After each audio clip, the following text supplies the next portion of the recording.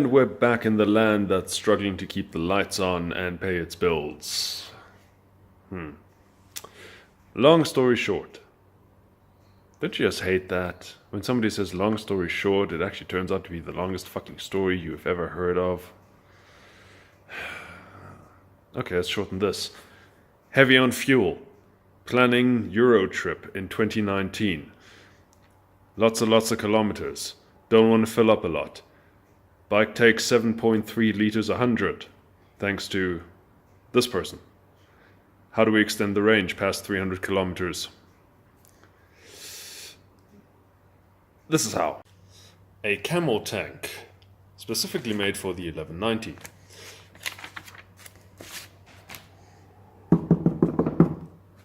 ABS plastic, supposed to hold 6 liters. I bought this one secondhand. A new one costs close to 5,000 Rand. This one I got for 2. Well, actually 1,900 because the guy lost a couple of spare parts which I had to source myself.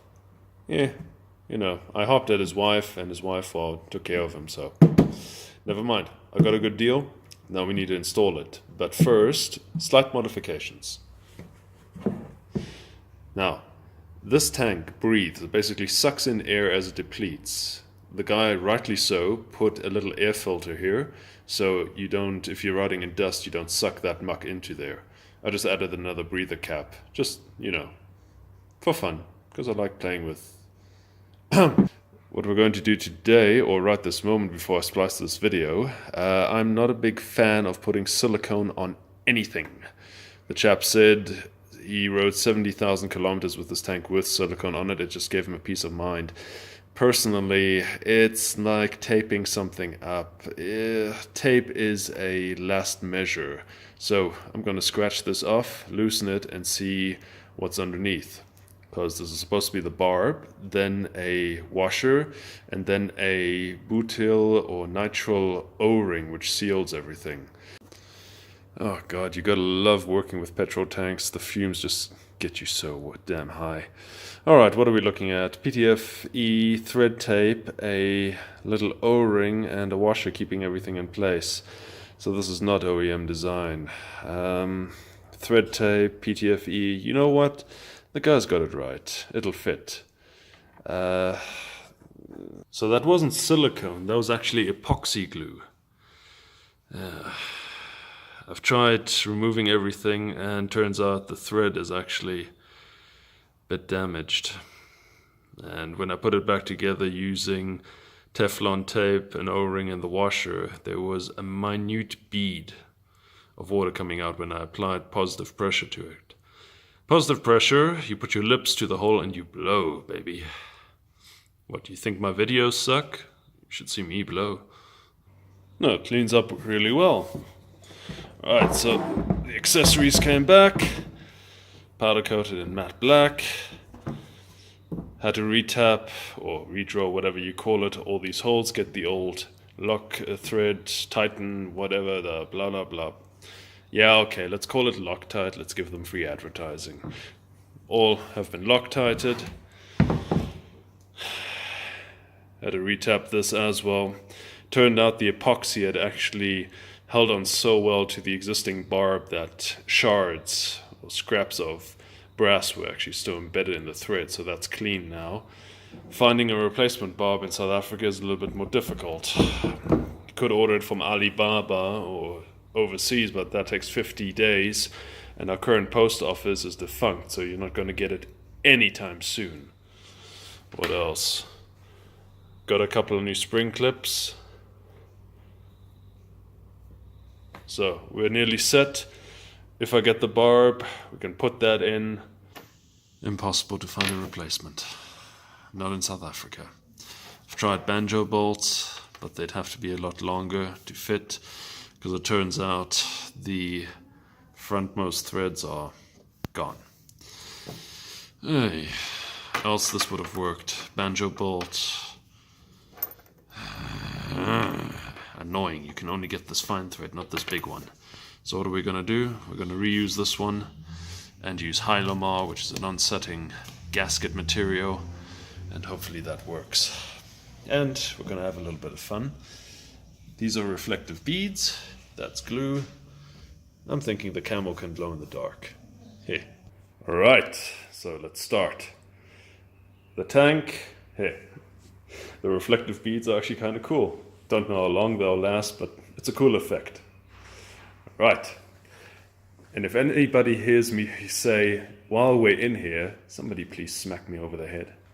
Okay, we're going to do this in stages. We're going to do the easy part, relatively speaking.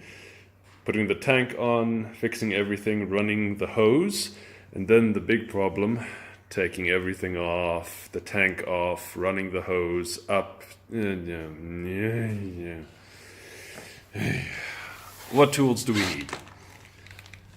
Obviously, look, I don't know why these were in the kit, never mind.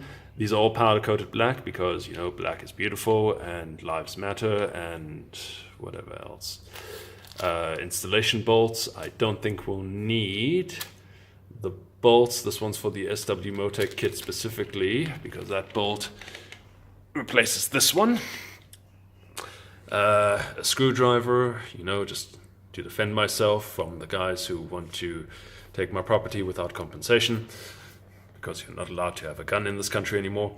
Universal bit and little socket wrench, ratchet, 10mm, you know, just to grab the other bolts in the back there. Loctite, always good, 243. Rubber mallet to hit myself over the head with if I say while we're in here. Relative socket, a wrench, and of course, most importantly, the product installation manual. And as we all know, real men don't use this crap. We watch YouTube. So, let's begin.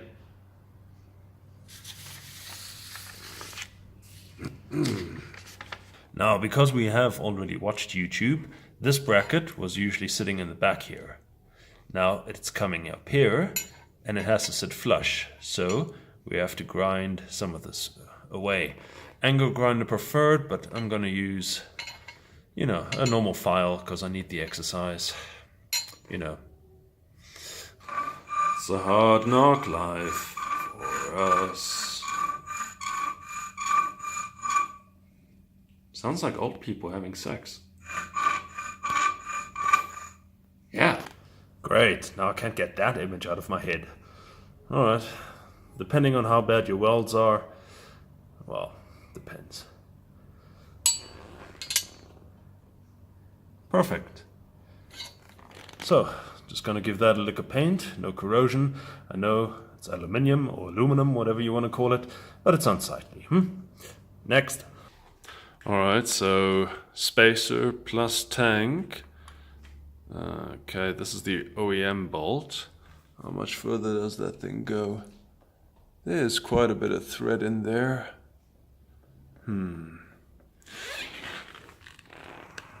Okay, which one of you idiots?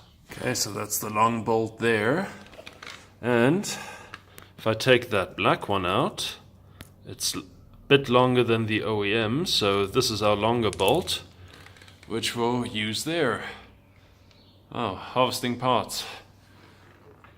And it's already black anodized. So yeah, everything looks similar. Right, so that one's sorted, that one is sorted. We need to loosen this one, I've already done this one. We need to prepare running the hose through everything. The tank, I just washed out quickly. A bit of water, if you want, put some sand in it, river sand, like they used to do with the canteens back in the army to get rid of all the junk and scrub it inside. Honestly, just throw some water in there, make sure all the shavings are out. There's no guarantee you've gotten everything, but if it's able to pass through there, it'll get stuck in the filter anyway, so not a big deal. Just make sure there's no water in there, because water and petrol, yeah, not ideal. Injectors really don't like H2O. Okay, let's continue. And what's the magic phrase? Never tighten anything until you're sure it's ready. This is why I like this little ratchet. Small, easy to use. It Fits it. Pretty much any adapter you can think of. Real lifesaver. Right, so the longer bolt wasn't with the kit. The longer bolts for the license plate holders weren't included, so I had to source my own. Nylock nuts, not with kit, but look, if you are doing your own DIY, you should have quite a collection of nuts. Okay, that's the license plate bracket. Luckily I still had these little plastic spacers, as there was none in the kit again. Right, so everything is loosely tied up.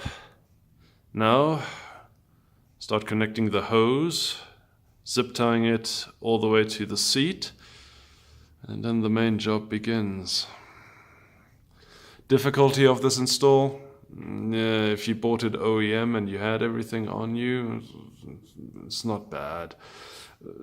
Most difficult thing, I guess, will be cutting that to size, Loctiting it. According to their SW Motec install, one of these bolts is gonna rub somewhere. It's probably the bottom one, but I'll be damned if I see it. Do you see it, children? No! Somebody get me a damn colonoscopy scope.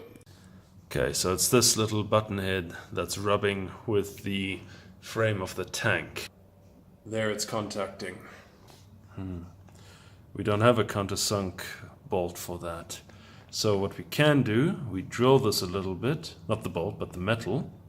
And so it goes down a little. And there we go. Let's see. What an improvement. There we go, all what it did. Now a little tip for the guys that use these SW Motecs. You may notice when the racks are on, they move and they rattle. Little tip, either get a couple of O-rings and slide those on, or if you've got an old bicycle tire tube, slide that on. And if it's too thick or it won't hold, just slide that, well, just pull it down. And there you go. Now, I don't know if this was part of the OEM, but this one's a Continental fuel hose. And this thing is... this is proper stuff. Right. It's quite fat, hard wearing. Remind you of anything? So to fit this over, we're going to put a bit of WD-40 or equivalent in here, slide that over, and then start routing it up. Luckily, because it's so fat, it sticks everywhere, and I seriously doubt anything will kink. Next thing, we got the filler cap with the loop. That has to be installed there. That's that. Ah, ist guten, yes. Alright, that's part one done. You know what? That's looking actually pretty damn good. I'm happy with that. I'm as happy as a Catholic priest at choir boy practice when they're sleeping over for the weekend in the rectory. And before you social justice warriors try to tear me a new one, I have sent a written apology to the priesthood in regards to the last joke. I realize that not all priests fancy little boys and sexually molest them. And I got a reply. The priests forgive me. Both of them.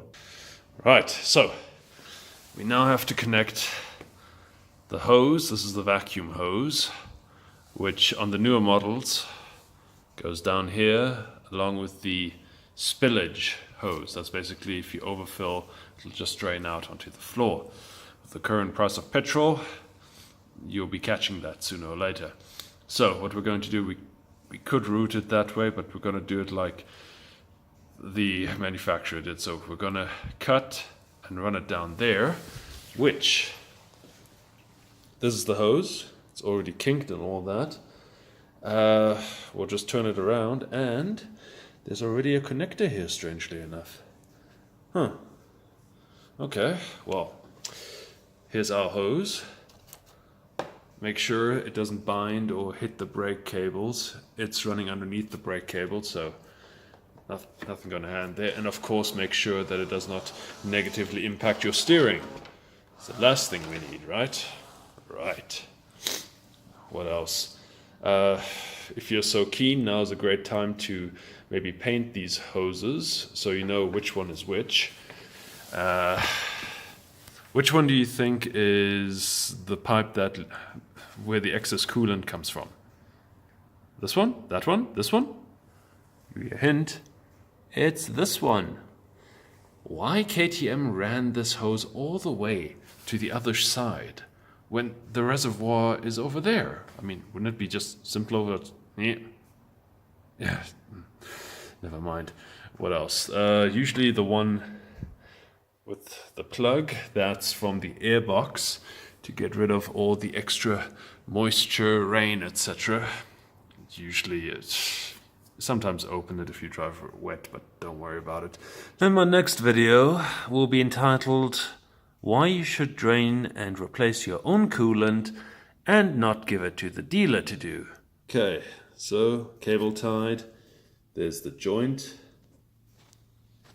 There it goes into it. Note, I've put the pipe underneath this so it doesn't move around, else it would have gone over. Not an ideal thing to do. Wow. Is there a kink? Well, how do you find out? Give me a moment.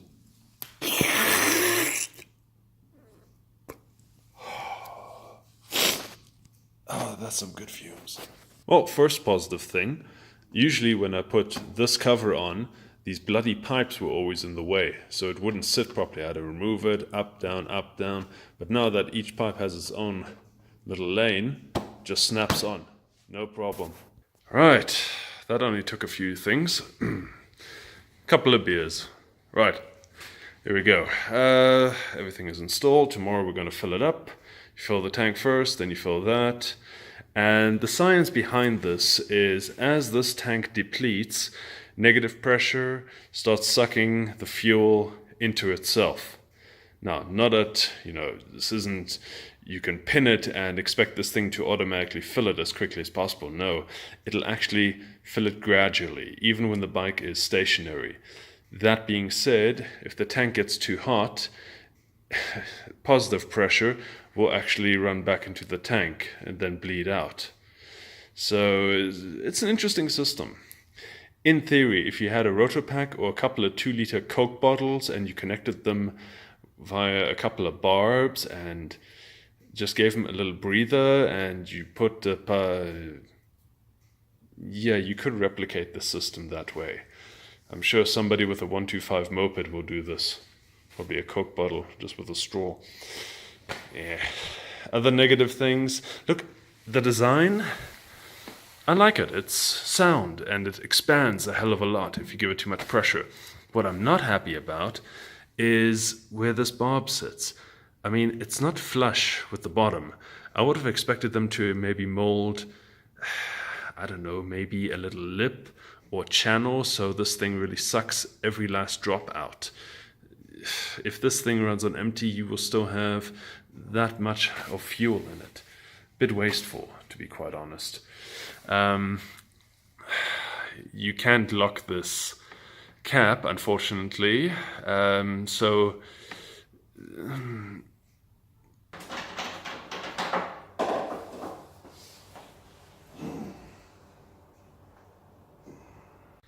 So, in essence, that will make you a better rider because you can no longer tease other people or be a complete shit at parties because they can just relieve themselves in your tank without your knowledge. So that'll make you a better person. We all hope. What else? You just added roughly 6.5 extra kilos to your bike. True, it's fuel, and plus the 23, carry the 7 minus 2, divide by 29 liters in total you've now got in this bike, which is not bad. Divide by 7. 400. Yeah, look. If I get to 400, we'll see. I'll post a follow-up video if anything else goes wrong. I'll probably add it to the beginning of how to drain your coolant on an 1190. Okay. At the drawback, my tool tube couldn't fit there anymore, so it's now on top. 3 cable ties plus a heavy-duty rubber clamp. This thing's not going anywhere. So it's far enough from the exhaust as well. Yeah. What else? Look, extra protection. This thing is solid, so if you crash, at least your indicator will survive, I suppose. Cost-wise, big one.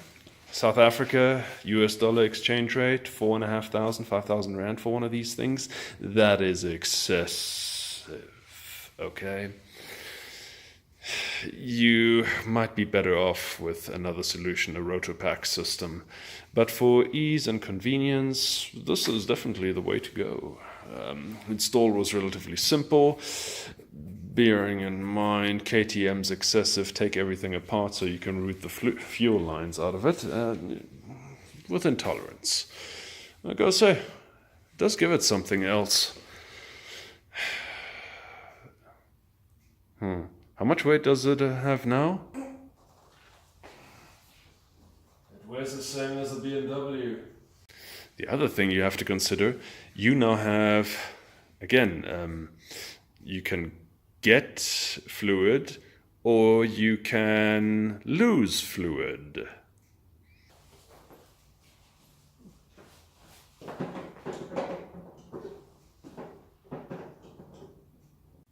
Which in essence isn't bad, because if worse comes to worse and you're riding in a group which do not feature KLR 650s with their huge tanks, you could in essence put a T-piece here with an on-off.